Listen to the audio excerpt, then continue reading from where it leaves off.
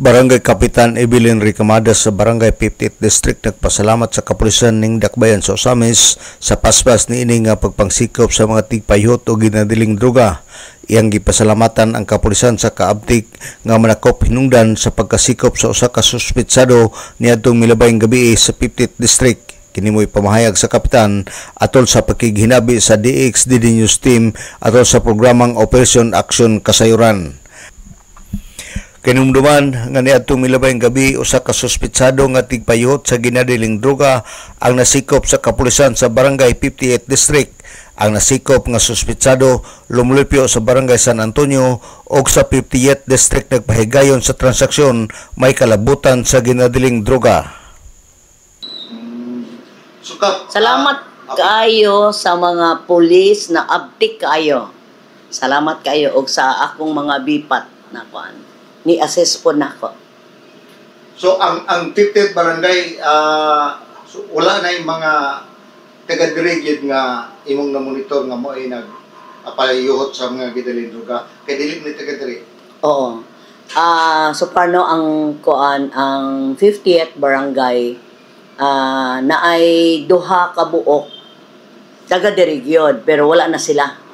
Katong imong giingon ka ng persons who use drugs. Wala na sila diri. Gani na naghatag na sila og barangay residency. Taga Bohol, tuan na kauli na sa Bohol.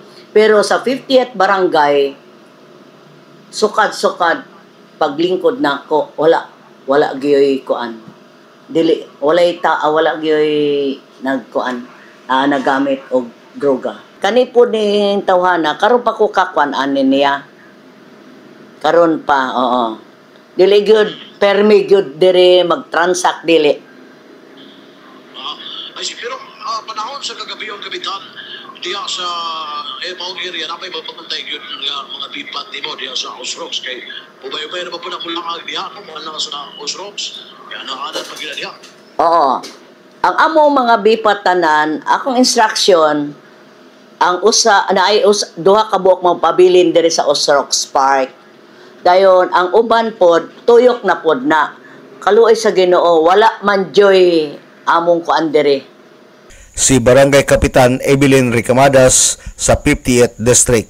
Gidugang ni Ricamadas nga peaceful ang iyang barangay ug sa karon wala siya na monitor nga naggamit o kaha na maligyan niini. Alang sa DXDD Radio Campana ang radyo sa simbahan, WD45 Dudong Bargamento, Danag sa Dakbayan.